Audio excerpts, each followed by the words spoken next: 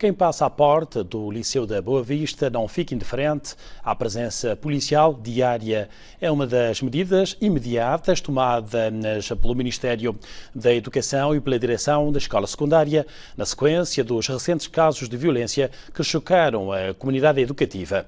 Ao mesmo tempo, têm sido levadas a cabo ações de sensibilização junto dos alunos para promover a tolerância e pôr fim a episódios de violência. Nós jovens, nós crianças, não queremos mais guerra, não queremos violência, basta bullying, basta guerra na escola, só queremos paz e amor e harmonia. Estamos aqui para dar vitória à paz, não queremos guerra, stop guerra. É esta a reação pedagógica da direção do Liceu da Boa Vista para pôr fim a episódios de agressão que têm chocado a comunidade educativa.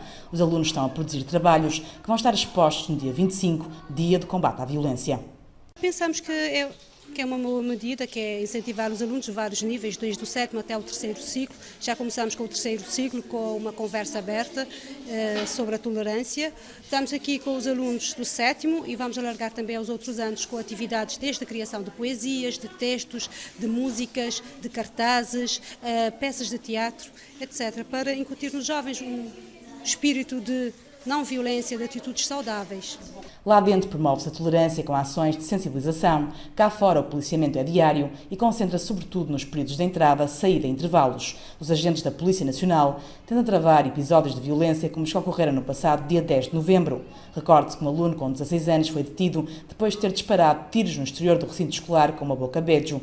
Na mesma tarde, minutos depois, um outro jovem, não estudante, entrou no liceu armado com uma katana para atacar um aluno. Depois do acontecimento, há mais policiamento durante os intervalos e acho que está a haver uma melhoria, porque a nossa manifestação deu frutos. Semanas antes, Mayra passou pelo mesmo. A jovem também invadiu o liceu com uma faca com o intuito de agredir, casos que levaram os estudantes do liceu a sair à rua em manifestação e exigir uma escola mais segura. A escola está muito em más condições, Queremos uma escola melhor para nós, com melhores condições. Os alunos reclamam sempre da falta de segurança na escola.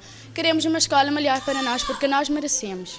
Os alunos reclamam melhores condições para estudar. O Ministério da Educação já respondeu com um projeto de ampliação e reabilitação do liceu que deverá arrancar no final do ano. Nós estamos a fazer a nossa parte, mas sabemos que essas situações vão, digamos assim, ficar melhor resolvidas com a conclusão da Escola Secundária da Boa Vista. Estamos a aguardar ansiosamente para isso. O projeto já vai ser validado ainda este mês e pensamos que com esse trabalho, digamos assim, vamos resolver essa situação.